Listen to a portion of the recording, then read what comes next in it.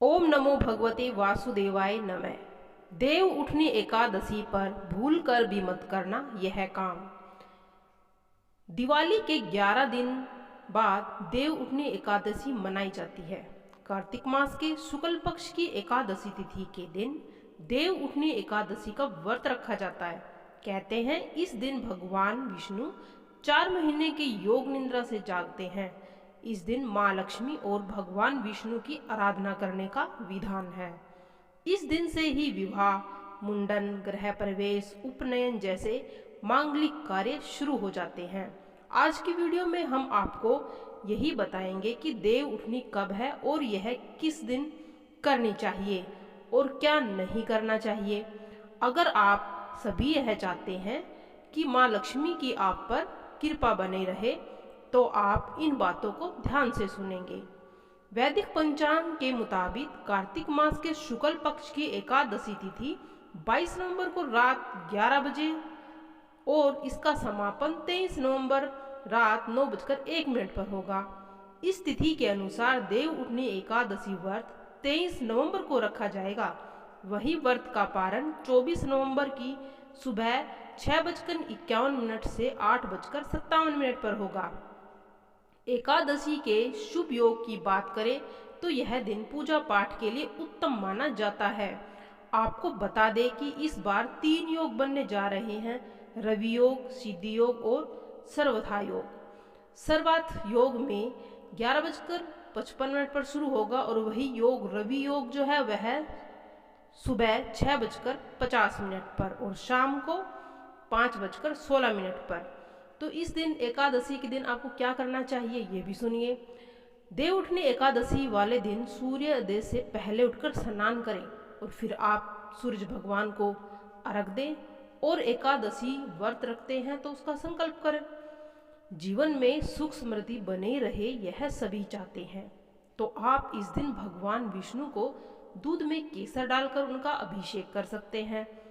अंत में श्री हरि की आरती करें और कुछ उपाय भी कर सकते हैं जिससे भगवान हरि आपसे प्रसन्न हो।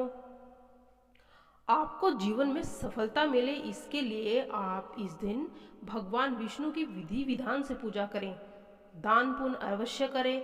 सौभाग्य की प्राप्ति के लिए स्त्रियां इस दिन व्रत रखती हैं। हो सके तो इस व्रत के दिन आप विष्णु सहस्त्र का पाठ अवश्य करें। देव उठनी एकादशी पर भगवान विष्णु को सफेद रंग का भोग लगाया जाता है और इस दिन खीर या सफेद रंग की कोई भी मिठाई आप भगवान विष्णु का भोग लगा सकते हैं जिससे आप हरि विष्णु प्रसन्न होते हैं। और देव उठनी एकादशी वाले दिन आप निर्जला व्रत रखें, लेकिन यदि आप गृहस्थ जीवन में तो आप फलाहार उपवास भी रख सकती हैं। इस दिन ब्राह्मणों को दान दक्षिणा देकर उनसे आशीर्वाद प्राप्त करें। देव उठनी एकादशी के दिन भगवान विष्णु की प्रतिमा के सामने दीपक अवश्य जलाना चाहिए और उस दीपक में 2 लौंग और इलायची भी रख लें। देव उठनी एकादशी के दिन भगवान विष्णु के नाम का कीर्तन करने से आपको समस्त पापों से मुक्ति मिल सकती है। देव उठनी एकादशी के दिन किसी गरीब को भोजन जरूर कराएं। गाय को मीठे रोटी में मीठा रखकर अवश्य दें। सनातन धर्म में दान को बहुत महत्वपूर्ण माना जाता है। कहते हैं देव उठनी ग्यारस के दिन किसी जरूरतमंद को अन्न धन अगर आप दान करते हैं तो लोगों को विवाह से संबंधित जो समस्या आ रही है वह भी आपकी दूर हो सकती है। और इस दिन आप केसर, केला, हल्दी आदि का भी दान अवश्य कर सकते हैं। शास्त्रों में भी यह बताया है कि देव उठनी ग्यारस के दिन व्रत रखने से व्यक्ति को धन, ऐश्वर्य, मान सम्मान और संतान सुख की प्राप्ति होती है। साथ ही यह भी माना जाता है कि ऐसा करने से आपके पितरों को मोक्ष की प्राप्ति होती है। पवित्र नदी में स्नान करें और घर में नहाते समय आप पानी में गंगा जल अवश्य डालें। कहते हैं गरुड़ पुराण में भी कहा गया है पितरों को तर्पण करने से एकादशी के दिन उन्हें मुक्ति मिलती है और पितृदोष भी दूर हो जाते हैं। हिंदू शास्त्रों के अनुसार देव उठनी एकादशी के दिन आप कोई और अन्य का भोजन नहीं करना चाहिए, अपना भोजन ही खाना चाहिए। देव उठनी के दिन आप ये कार्य ना करें। इस दिन आप गोभी, पालक, शलगम का सेवन न करें।